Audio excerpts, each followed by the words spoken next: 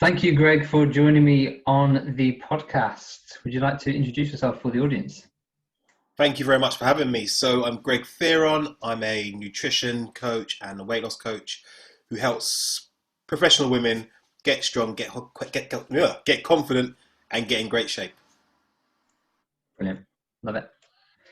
So, how did you get into being a women's nutrition and weight loss coach? What's your story? So many moons ago, actually, to take it right back, I did a degree in sports science, um, but somehow fell into the world of management. Don't ask me how, but I was always coaching on the side. Um, And I think the big thing for me was I saw how many just the absolute myths and fads that were being thrown at women about how to get in shape. Men, it was slightly different because they had magazines like Flex and stuff like that. But for the women, they just had, Women's Own and all these crazy magazines telling them stuff that just did not make sense scientifically or ethically. So the goal was always to help women understand the science so they could apply it to themselves, um, and make it easy, because that's the goal, to make it easy as possible for them to make those changes. So yeah, and I think where I used to work in the NHS, um, I used to run gynecology and maternity at one point. I used to work with the endocrinology team, so I saw a lot of women with all these kind of hormonal things going on and all sorts of things, and it really piqued my interest. So I decided to go down that route. So that's where we are today. Very interesting. Very interesting. And I want to dive into all those myths shortly. You just touched on something there, endocrinology and hormones. So could you maybe flesh that out a little bit for us in the audience, and maybe the impact of that on women who are maybe trying to make a body composition change, lose weight, or is it entirely a myth? Hormones get thrown around as almost a scapegoat sometimes, we could say, but is there kind of scientific backing there, or yeah, what do you think? So we know scientifically, as women age and they come up to perimenopause and menopause, we know that estrogen, progesterone levels drop and they change. Totally get that. That means that the ladies get less sensitive to insulin, potentially may store more body fat, etc. But I think what people have to understand is that yes, these hormone changes happen, but your lifestyle probably dictates more of how your hormones work and how your body changes. So we load it and say, oh, it's all my hormones, which we know change. And obviously, menstrual cycle, there's going to be fluctuations in that and how people perform and they train and their mood, and how they eat. Obviously, during menstrual cycle changes a hell of a lot. But when it does come down to ultimately, is if you look at the hierarchy of body composition change, calories in, calories out is the first point of call. Hormones are probably somewhere a little bit higher up the scale, and I think most of the ladies that I work with probably don't need to worry about that so much unless they're getting a blood test from a qualified endocrinologist who can actually assess things like T3, T4, and all those kind of things. But for most of the ladies that I work with, lifestyle is where it's at. Stress, sleep, exercise, nutrition. Those are the things, and they can be changed. I think often women will jump on the hormones thing as a way of actually not dealing with the big things that they really need to focus on. Focus on those, people will get results.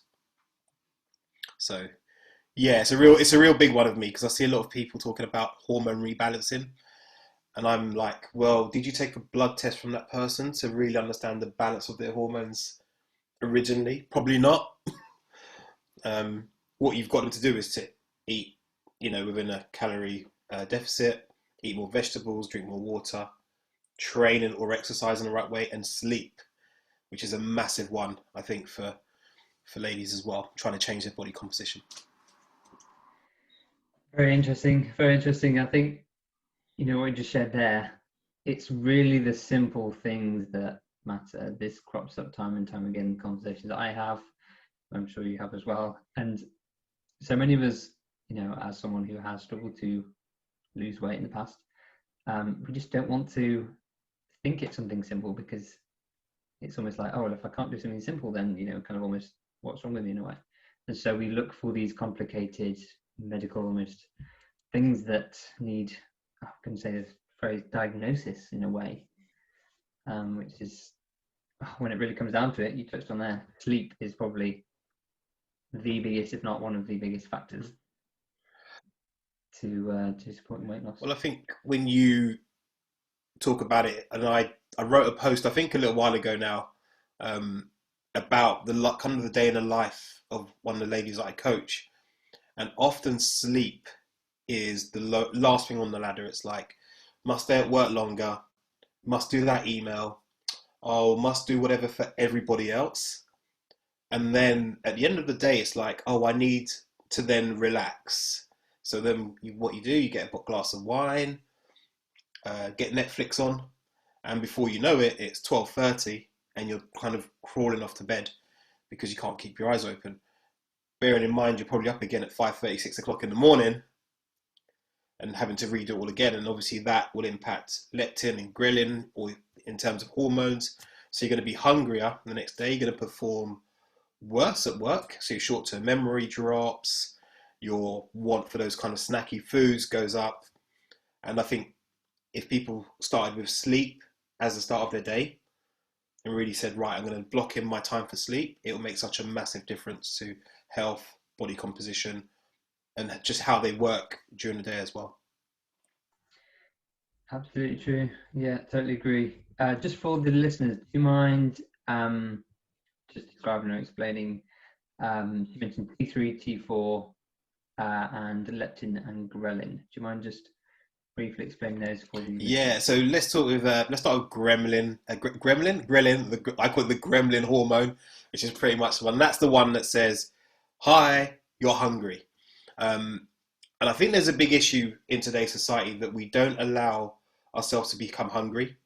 It's almost like there is almost a snack culture. Oh, I need my 11s. I need my my little 3 o'clock post lunch snack. But so ghrelin obviously rises as you fast in between meals, and that's the one that kind of starts to signal hunger. There are other hormones as well, which we could go down a whole complex route of, but that's a really big one.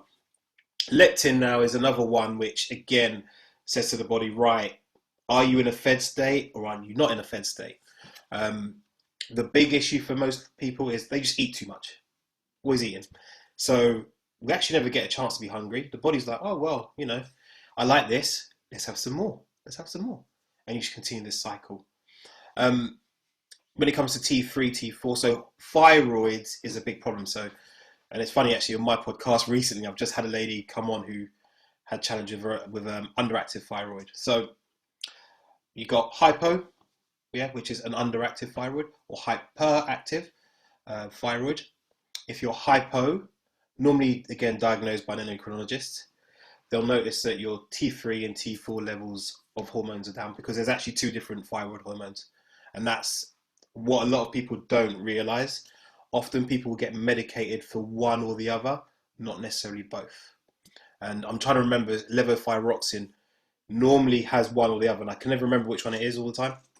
But if you don't have both, then that can still affect metabolism, appetite, and everything else. So yeah, you really need to understand that you have to have enough T3 and T4, not just one or the other. That's a real big one. So you were touching on earlier kind of some of the steps and the key, should we say, pillars that you work with clients on or work with them through. Do you mind sharing a little bit more about that and kind of explain how you, I guess, take someone who's looking to change their body composition, looking to lose some weight, who's in maybe a very stressful environment, really struggles with time, really struggles with sleep, and how you take them on that journey towards a healthy life? I think the big thing, first of all, for everybody is to understand that it's such an individual journey, right? What you prescribe for one person isn't going to be the same for the next person because everyone's at different stages and got different things going on. But I've got the 3M method, I call it. So the 3M method is metabolism, movement, and me. So me is probably the most important one. And what I mean by me is what's going on with that person. What do they value? So there's actually no point making the change if you don't value the change. Number one, I can write the best training program, the best nutrition protocol, But if you don't value it, nothing's going to change. What's the mind like? I.e., what's going on with, often certain anxieties they've got.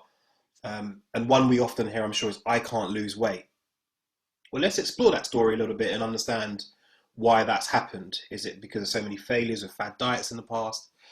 Is it that you've been told that you can't do it, or you're surrounded by people that say, oh, I can't lose weight because of my hormones and all that kind of stuff?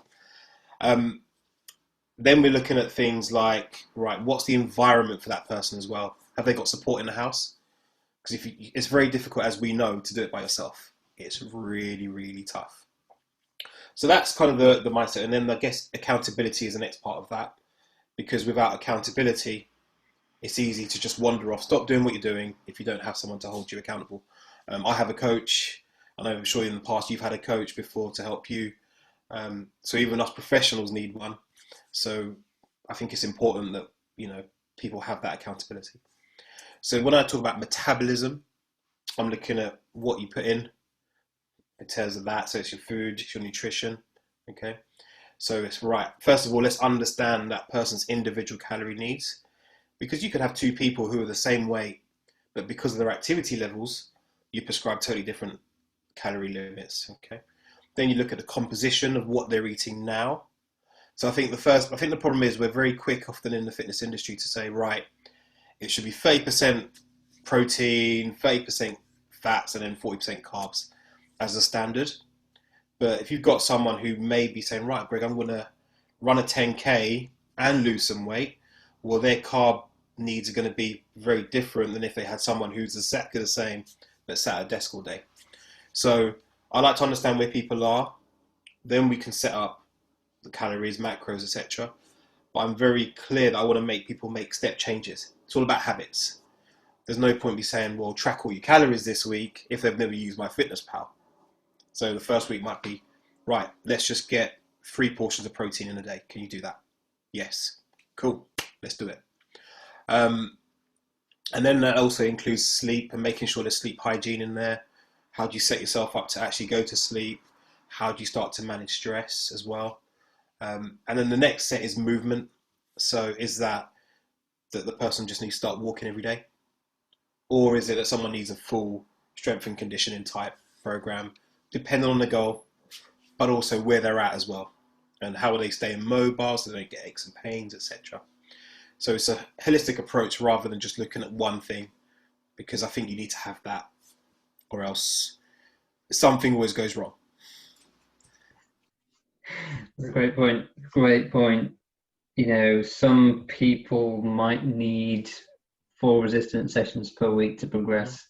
Another person, that's more exercises than they've done in their life cumulatively. Like, someone can progress on 5 minutes of walking twice a day, and it can be that simple. But someone who's already doing an hour of walking probably needs something else. So, yeah, I think you just made a really good point that the fitness industry is such a cookie cutter approach to fitness.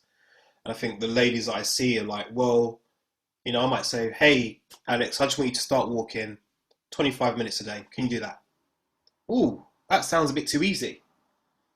Okay, but the minute you're not doing any walking, so actually maybe 20 minutes a day might be, or 25 minutes a day might be awesome. Doesn't mean you need to do HIIT, insanity, all of these other crazy things to start getting a change in your body composition. I think that's what happens in our industry often. It's too much of, you have to do this, you have to do that, or else you can't look like this, which is so untrue. Such a great point. I think I've done 2 insanity workouts in my life, and I did them at the age of about 18 to 20. So I was at my peak of fitness, and I was a sweaty pile of human on the floor at the end of it. And that was me at my absolute peak. I would never prescribe that to someone who's just finished a 12-hour day and he's had 5 hours of sleep and who doesn't have the ability to recover, who's eaten, some processed food for lunch. It's the way the industry's just made these things. Oh, you must train so intensely, so backwards that people literally end up going backwards because they're training too far for what their body can recover from. So, and they wonder why they fail. I think we almost set people up for failure. So by setting these incredible standards of you almost have to be an athlete, when actually if you're a mother of two, company director, you're already going to be stressed already. So to then put insanity on top or hit is actually going to just take you, and then, oh, do some burpees. But we don't know what knee injuries a person has, back injuries, can they even do a burpee? Doesn't make sense. So often for me, it's all about MED, which I'm sure you'll be aware of is minimum effective dose. What's the smallest change that we can get that's going to elicit the biggest response to help that person move forward, or else, as I said before, we'll set them up for failure. So pick the easy wins for me. amazing. Yeah, always love to discuss MED. It's one of my favourite things because I mean, at the minute we're in lockdown. I don't work out a lot. I work out often, but my workouts can be like 10 minutes, can be 15 minutes. I went to the park today, did some pull-ups. So I was telling you, I literally did 6 sets of pull-ups and 6 sets of inverted rows, and then I walked home. I got to the park and home within 20 minutes. Mm-hmm. It's just not huge amounts. The intensity wasn't even that high. I was sat on my phone between sets watching YouTube videos. Like, I'm not doing anything crazy. So what would you say then are some of, and I know it's highly individualized, but what are some common doses of exercise or quick wins that people may have the opportunity to kind of take and run with? Well, let's start small, shall we? Can you do in between adverts? Can you do 10 squats and 10 press ups on a wall, like standing against the wall? Can you do that? Awesome. Have a rest. Get to the next advert. Do it again. Get to the next advert. Do it again. You've now done 3 sets. You've done 30 reps of each exercise. That, for a lot of people who are sat at the desk all the time, is going to be a massive jump, and they won't realize it. And I think the issue is comparison. Oh, well, I used to be able to do this. I used to be able to do that. But something like that would be really, really simple. Could you walk up and down the steps 10 times in a row, 5 times in a row, whatever your fitness level is? That'd be awesome. That's an awesome, fairly aerobic workout to do. A really good one is just to challenge yourself. Right, today I'm going to set a target of doing 30 squats. However you do them through the day, doesn't matter, as long as you get that 30. So I think those are small, easy ways that people can do it. And I think the other one is walk around your block. Like in between Zoom meetings, get up, go for a walk, clear your head, and then go back and then sit down, go again. That's 3 times a day, 5 minutes each time we've done a 15-minute walk. Boom. So simple, so simple. And I can literally picture, half the listeners are probably sat there going, but that's too easy. But that's too easy, But most of us would, I'm sure, I don't know, I'm going to pick a number out of thin air, but probably 80% of us would benefit in some probably reasonably significant way from just doing something as simple as that. Like, I had 5 minutes before I got on here, and I was feeling a little bit restless. I did a workout earlier on, but I've been sat down for most of the day, and I just went downstairs, and whilst the kettle was boiling to make a cup of tea, I was literally started doing some high knees and some star jumps just to, because it feels good. I felt better coming back to my desk, having got the blood flowing, having got some carbon dioxide out of my lungs. I know I'm going to be more productive, more creative throughout the call than if I'd have just remained sat at my desk. So I think, yeah. And it doesn't have to be, it could, like you said, it's high knees, or it could just be, right, I'm going to challenge the kids. Well, no, they're going to be back at school probably by the time people hear this, but I'm going to challenge the kids to like a bear crawl race. So I'm going to crawl around the floor with them. Do that for 10 minutes. You're going to be knackered. But it doesn't then feel like a workout. It feels like play. You've bonded with your kids. You've had some relaxation time. You're going to feel awesome. It's just those simple things. I think for me, it's all about setting up the person to win. Like, how can we win this week? And if you tell me, right, well, I've been doing my little wrestling match with the kids. I've been throwing the kids around. I was out of breath. We played some cricket in the garden or some football, rounders or whatever. And so I'd be like, great, we've moved forward compared to where you were. winning. I like that. I love that. Bear crawls, for anyone listening, if they've not done them, really difficult. Really, really difficult. Can you just describe how the kind of exact technique of how you would go about doing So it? there's two ways to do the bear crawl. There's the really, really hard way, or there's a slightly easier way. So the easier way for most people, if you imagine a downward dog for those who love yoga. So you're going to be on all fours. You have your butt in the air. You're going to be almost like a triangle, is the easiest way to describe it. And then you're just going to walk. Yeah, one leg, one arm at a time. That's it. The harder version is if you drop your knees down, so your knees are right underneath your hips, almost like a baby crawls, but your knees are going to be off the floor, toes are going to be under, and you're going to walk methodically, 1 foot at a time, one limb at a time. They're pretty tough. If you want to make it really fun, challenge the kids by putting a saucer or something on their back. The idea then is so that your bum doesn't go up in the air, because then obviously it'll fall off. So put your mobile phone on it, on their back. If it falls off, then they'll your new phone.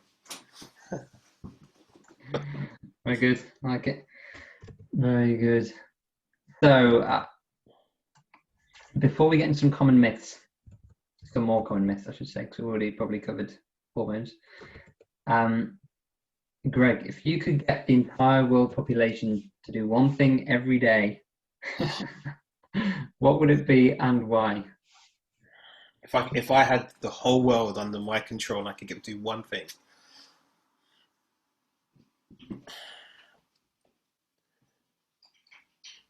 go to sleep on time. I think if everyone went to sleep, got a decent amount of sleep, the next day everyone would be more productive, happier, wouldn't be so snappy, would probably eat better, so then we treat each other better, and everyone would be a lot happier. There we go. So put the phone down. Love it. One question on that, I'm curious about your phrasing, on time. How would you determine or describe on time for someone? So generally we're mostly governed by a circadian rhythm, right? Whenever, depending obviously what time of year it is, etc. Sun comes up, we get the sunlight in, pineal gland says, oh, sunshine, cortisol goes up, we get up and we're feeling, getting on with the day. About 6, 7, 8 o'clock, again, depending on how dark it is, time of year, melatonin is produced and we're starting to calm down for the evening.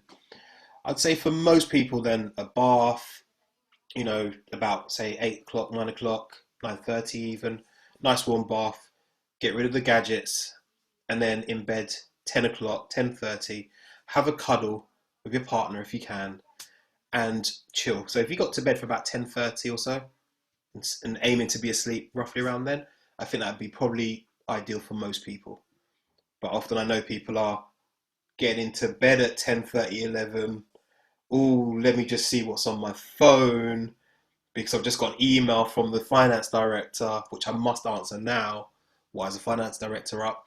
And actually not going to bed till 12, 1, and then having to get up at 5 again. So, yeah, aim for about 10, 10:30 people. If you can get into it and be, asleep by then there's a good chance you're going to be winning. I know it's not so easy to get sleep at 9 o'clock because you've got to potentially put the kids to bed and you might just want to chill out for yourself. Awesome.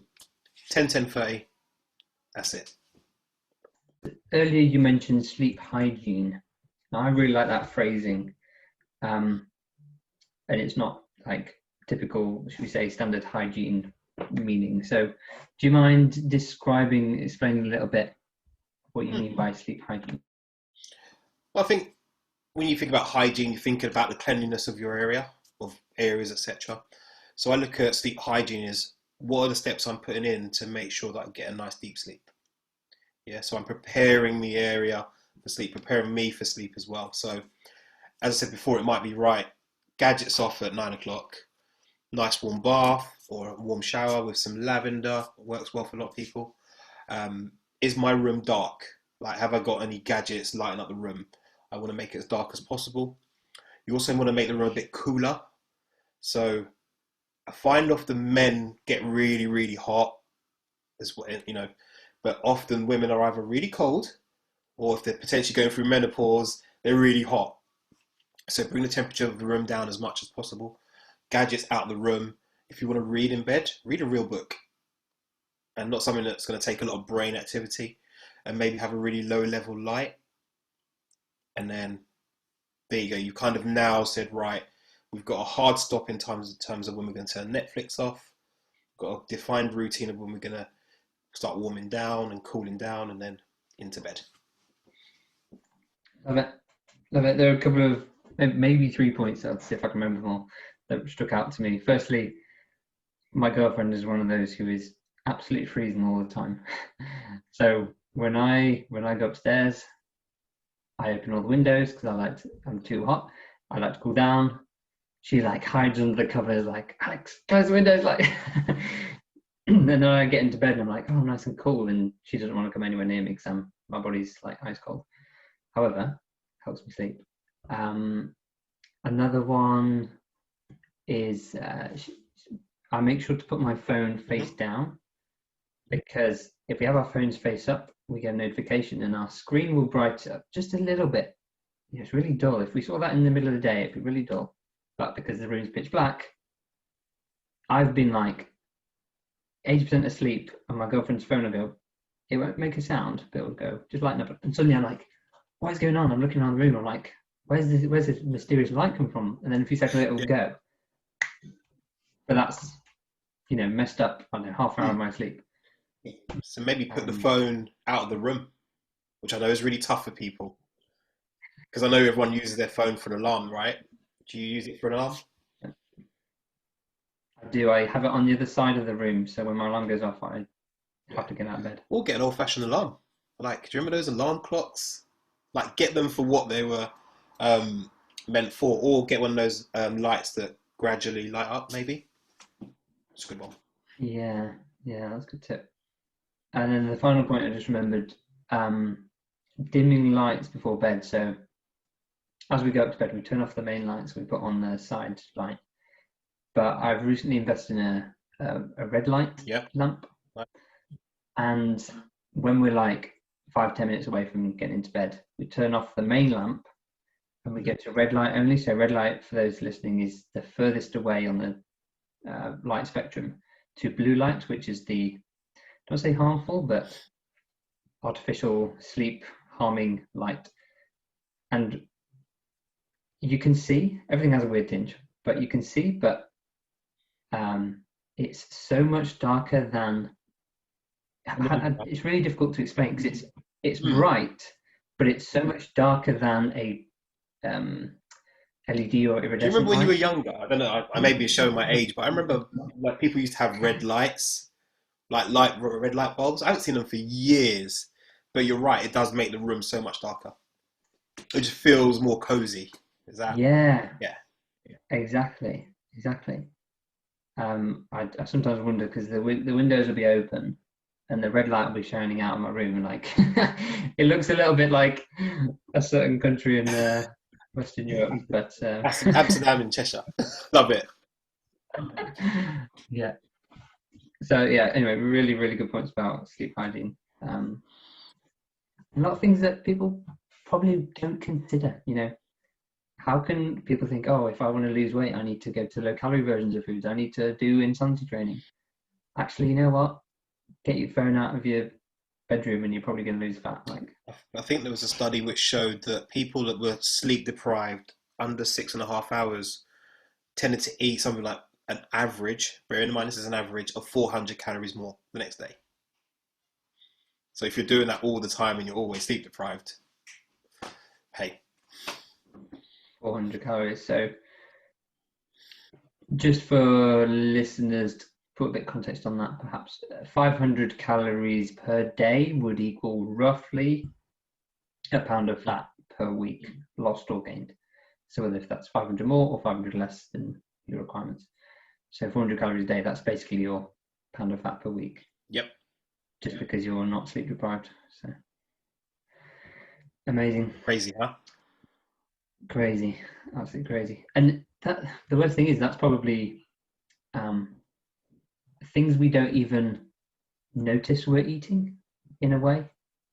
They're probably subconscious decisions like finishing food off at kids' plates or grabbing a handful of snacks whilst you're, mindlessly snacking whilst writing an email, or those sorts of things.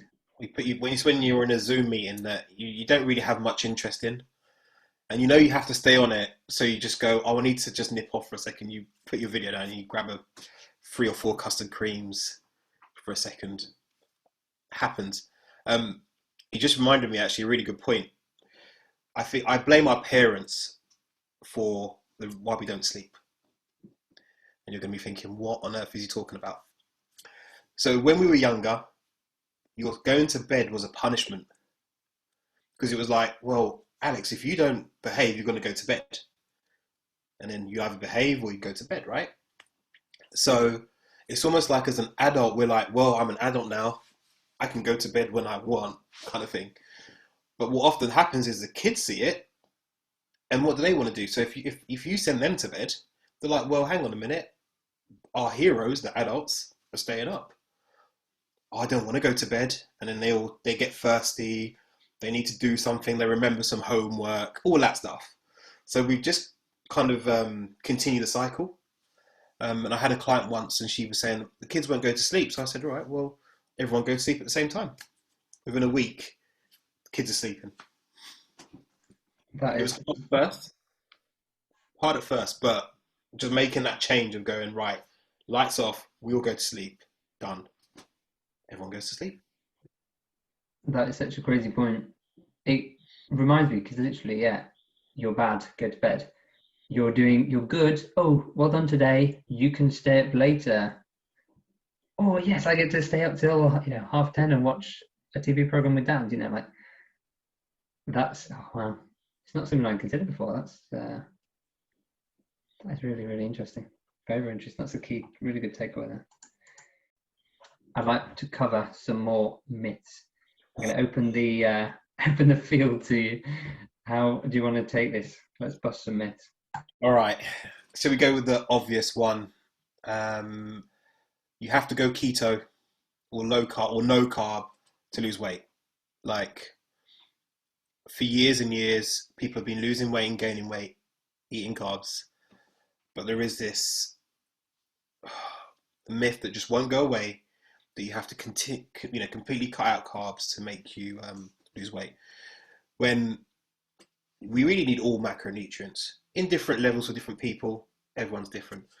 But often, to cut out carbs, you're losing your fiber, you're losing your variety of foods, which is a massive point. And I know that if you're living in Britain, there's a good chance you're going to have kind of Saxon blood, Irish blood, or if your parents of immigrants like me, children of immigrants like me, you're going to come from somewhere like the Caribbean or Asian countries.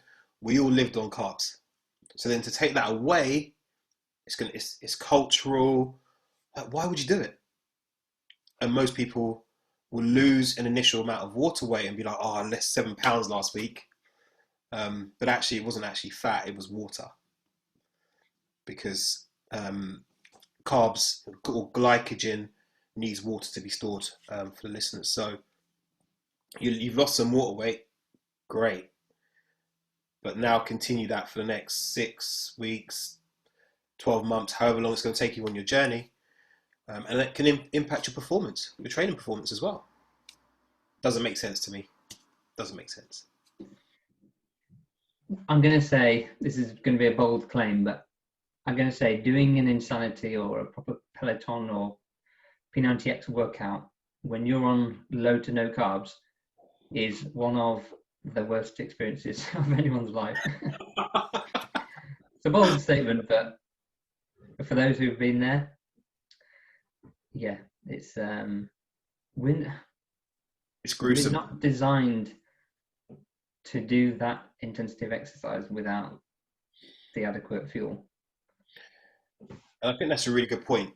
Like, carbs and I know this is, I don't want to go too technical, but there's phosphocreatine. That's like your rocket fuel. Yeah. So if you're trying to do high intensity stuff, the body's going to want high intensity fuel.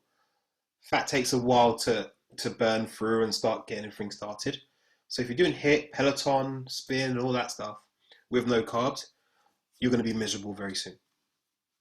Don't do it. Don't do it. And if you're miserable, you're not going to do it. And therefore, infrequent Peloton or spin workouts, or HIIT workouts, does not beat consistent, should we say, mediocre workouts fueled by carbs that you do every single week or 3 times a week, whatever it is. So. Amen to that. We've covered carbs. Yeah, the next one. I think the next one you've just hit the nail on the head for me is that the kind of the myth or the notion that we can out exercise our diet. Like I feel often ladies that come and work with me want to work harder and do more exercise. But you just can't out exercise a bad diet. There's been so many studies that show that exercise on its own does pretty much nothing for weight loss. And for most women I work with to try and use 500 calories, you can't measure it anyway. You need specialist equipment, so your Fitbit's not going to be accurate. Number one, but to work that hard, you have to be in fairly good condition to be able to work that hard. So for me, I have a saying. I think I stole this from someone else actually. I won't lie, but diet for weight, exercise for shape is a real good way to look at it. It's easier to get 500 calories out of your diet than it is to burn 500 calories during exercise. Love that. Very good. Kudos to either yourself or whoever came up with that one. I think it was another guy called Greg. He's another coach that I know, and I think he came up with like, "Us genius." Like it. So, can you share a little bit more around exercise for shape? Explain that for the listeners. Well, simply this. I think what's happened over the years, and it's getting better, but I think women have been kind of subjected to, you must do either HIIT or long distance cardio to lose weight. And I think if women want to remain strong, because we know as women get to perimenopause and menopause, the risk of things like sarcopenia, so muscle wastage, and osteopenia and osteoporosis can be both heavily combated by doing resistance training. And there's so many ways to do that. You can use body weight, kettlebells, barbells, it doesn't really matter. But it's muscles that give you the shape of your body. So what you want to do is you want to have a deficit which is manageable and you can adhere to it. But you want to retain muscle mass by making sure you've got enough protein in your diet and doing resistance training. And that will give you the shape. So when you put that dress on, you look good. Not by just doing loads and loads of cardio, as we know. Too much of that in a deficit, it's going to be highly catabolic, going to burn through some fat, yeah, of course, but it's going to take some muscle tissue as well. And that's why you get sometimes people that look like they're skinny fat is the way to describe it. They look like they've lost weight, but there's no shape. There's no, that's the easiest way to describe it, I think. So what we're looking at is body composition, not necessarily just a scale weight, which I think is important. Very, very good point. I know I've been the guy who's bulked too strongly, should we say, gained way too much weight on trying to gain muscle, and then subsequently cut way too intensely and with a focus on the wrong sorts of muscle eating exercise, should we say, not necessarily muscle eating exercise, but just to the intensity and with the incorrect nutrition approach that led to me losing a lot of muscle and some fat, but then kind of ending up where I started because I'd lost the muscle that I just built. I'd also lost the fat that I just built, so I just kind of looked skinny with a little bit of, not a bit of belly, but no tone, should we say? So well, that's what the lady said. They call it tone, don't they? That's the line. So if you want to tone up, you need some muscle, ladies. Is what I'm saying. You can need some muscle. And I think on that, just very quickly, I think don't be scared of lifting weights. But obviously, do it with the right technique. Get a coach to show you how to do it properly. But I'd say there's very, very few ladies that have the genetic potential to become Arnold Schwarzenegger in 2 weeks by lifting weights. It's just not going to happen. And as I mentioned before, with osteopenia and sarcopenia, you want to do some resistance training, whether that be body weight, dumbbells, whatever you can get your hands on, especially at the moment. Please do it, ladies, please. Preach that message, 100%. So, is there one more quick fire Quick. myth you want to bust? Oh, okay. Just it's an overarching method for me, message for me. Like all these fad diets, herbal life, ketones, a lot of them, Juice Plus. If they worked, then we would just dole them out on the NHS and get everyone to do them.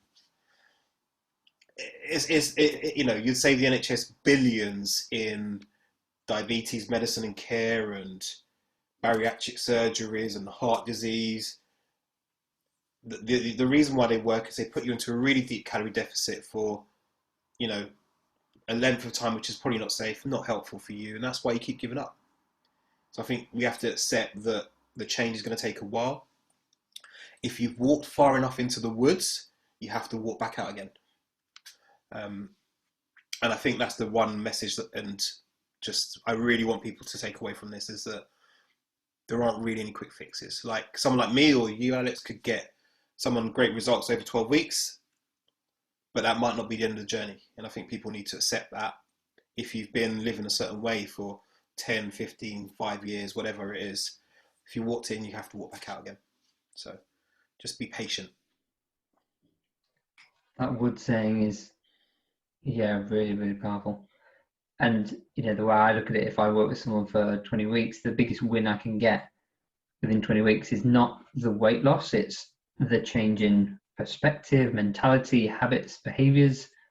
If they have set themselves on a new trajectory, that to me is way more important than the amount of weight that they could have lost throughout that period. Control the controllables. Control the controllables. If you walk into the forest, you have to walk all the way out of the forest. Very, very good. Greg, where can people find you? So you can find me on LinkedIn, Greg Fearon. I'm also on Instagram, Greg Fearon as well. Facebook, Greg Fearon. And I've got a website which is being redone at the minute, but it's gregfearon.com. So yeah. Fearon, Fearon. So fear. Yeah, that's the one. Greg, thank you so much for joining me on the podcast.